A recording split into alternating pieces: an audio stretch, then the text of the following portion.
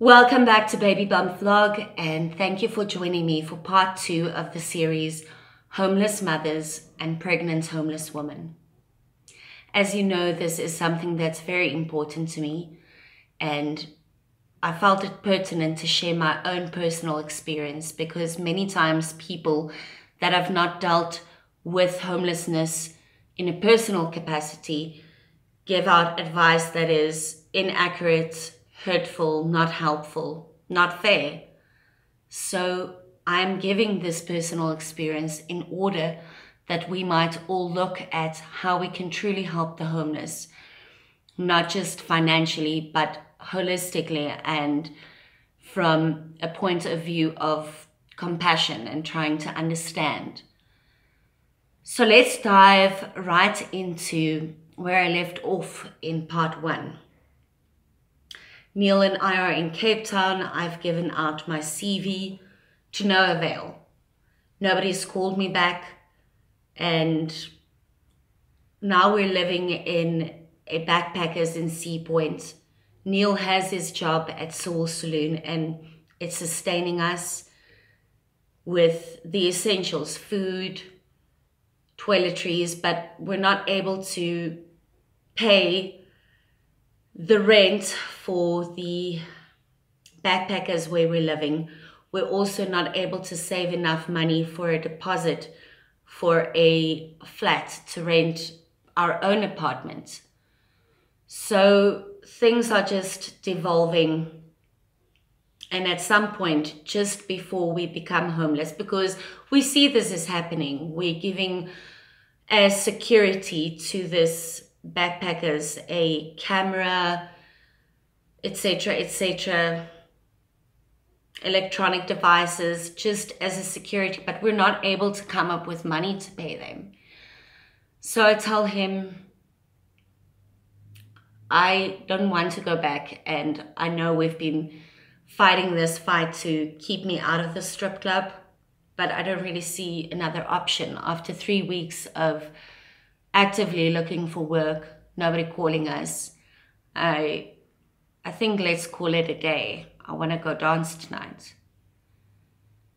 And that, in and of itself, that was a very hard decision for me to make. But I didn't want to be homeless. And I felt that of his 13 guitars, he sold 11. I didn't want to lose more stuff, and I didn't want to be homeless. So I saw he was unhappy, but he did say, okay, go. So that night I got in a taxi. I asked the taxi, please take me to a strip club, which he did. And at the door, I just asked for work. I didn't have any more stripper heels or stripper clothes. I'd let go of that stuff, because in Pretoria, I'd already stopped dancing. I was always in the cycle of trying to quit dancing. And in part 1, I explained why it's so difficult. You don't have a CV. When you don't get work, you remember, wow, the money's good, let me go back. There's some sort of security in the strip club because you know you will be making money. And a lot of the people, even if whatever their intention might be, they feel like family, especially if you feel alone and you feel like you don't have a support system. So that night I got there and I'm starting to get ready, putting on my makeup, and I get a call from Neil. And he tells me that he's going to kill himself.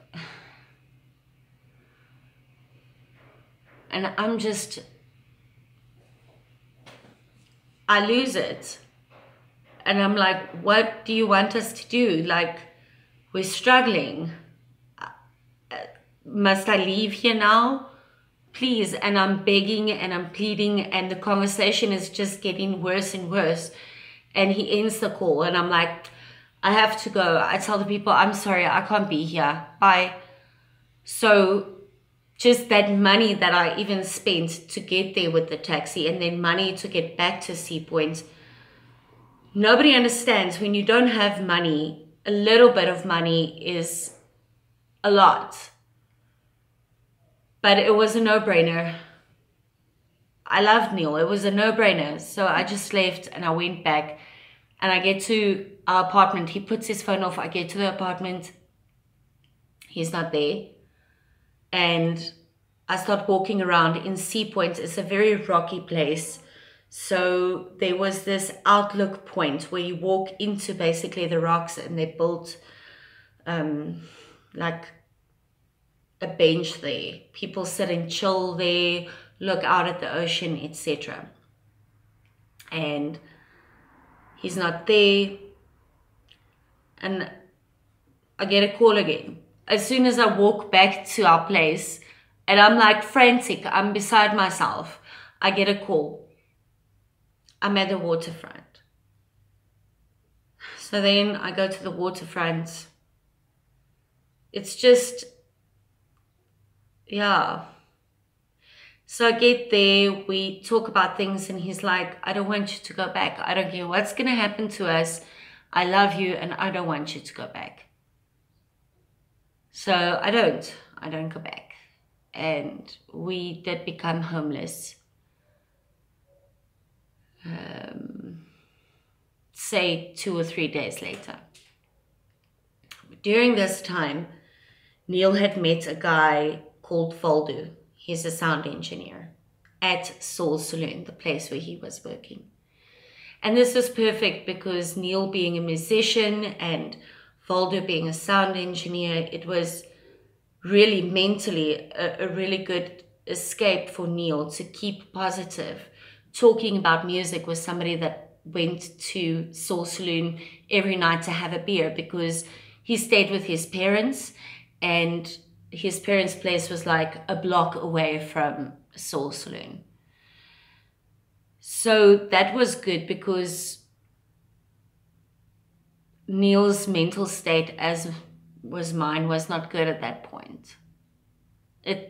It's never a good thing to feel like you're going to become homeless, because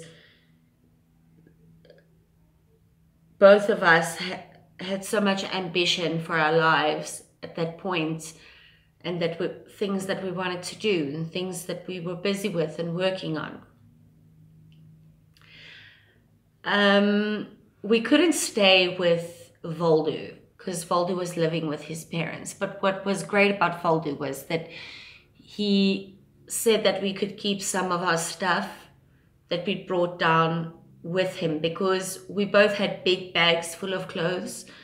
And when you're homeless, you can't walk around with like a suitcase. You want to look like you're a tourist, because that's another thing about being homeless is a lot of times why homeless people don't get jobs is because they've been in that area where they were homeless for so long that a lot of the owners and managers of establishments recognize them, and their patrons recognize them. So owners of establishments don't want to give employment to people who had been known to be homeless in a certain area, because they feel that it makes their business look bad. So they don't give the homeless jobs because they're scared of their customers' perception. And that's part of what I want to try to change with this series. So I didn't want to look homeless. He didn't want to look homeless. Also, you want to be mobile because you're walking around most of the time. You don't want to spend all your money on taxis.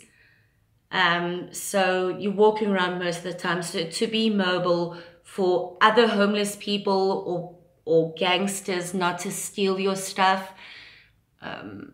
You also don't want to attract too much attention by having too much with you. So these are many of the reasons why you want to carry as little as possible on your person and look like you are a tourist. So what I used to do at night is, some nights Neil worked a night shift, and then Voldu said that I could come to watch videos at their place. And then I could watch a video for like 2 hours because I was a friend. His parents didn't know we were homeless at that point.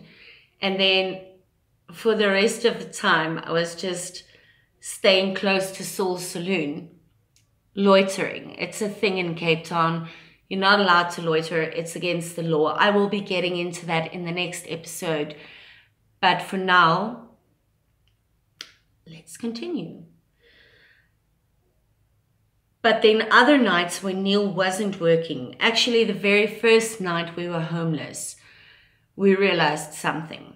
There's this church on the corner. I think it's an Anglican church. And I told him, babe, we need to climb over the fence and sleep here. They had this little slab next to the church. I said, we have to sleep there because people are going to try to jump us. We just saw the area at night and we have to try to keep safe so we can sleep. I don't feel safe sleeping on the streets. And at least here, there's some barricade. So we climbed over the fence and I started feeling after like an hour, because that's another thing. When you're homeless, you have nowhere to charge your phone. So luckily, because Neil had a waitering job, he could charge our phones when he was working, but I wasn't using my phone just to check the time, etc., or set an alarm, because I wanted to keep it in order that later on I could buy a newspaper and call for jobs, etc. So I didn't want to waste my battery life. It's a mission when you're homeless, because every single thing you do has an immense consequence. You have to like think of everything and plan every single thing. It's intense. But I had a watch. So I look and about 45 minutes to an hour had passed. And I get this pain right here in the back. And I said, babe, we need to wake up, wake up. And he's like, what? And I'm like, we're going to freeze to death. And he's like, you're crazy. What do you mean? And I said, no, my grandmother told me when I was little not to lie on the floor because the floor is cold and it's our kidneys. We're going to freeze to death. And I think why many people that live on the street do freeze to death is because of the emotional pain and the actual cold that you're living in. A lot of people use substances and they don't feel that feeling that I felt that night. So they sleep through it and then just don't wake up. So I tell him, we're going to freeze to death. You got to wake up.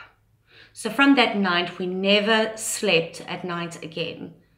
We always used to walk around. And when we climbed over the fence that very night, Sea Point is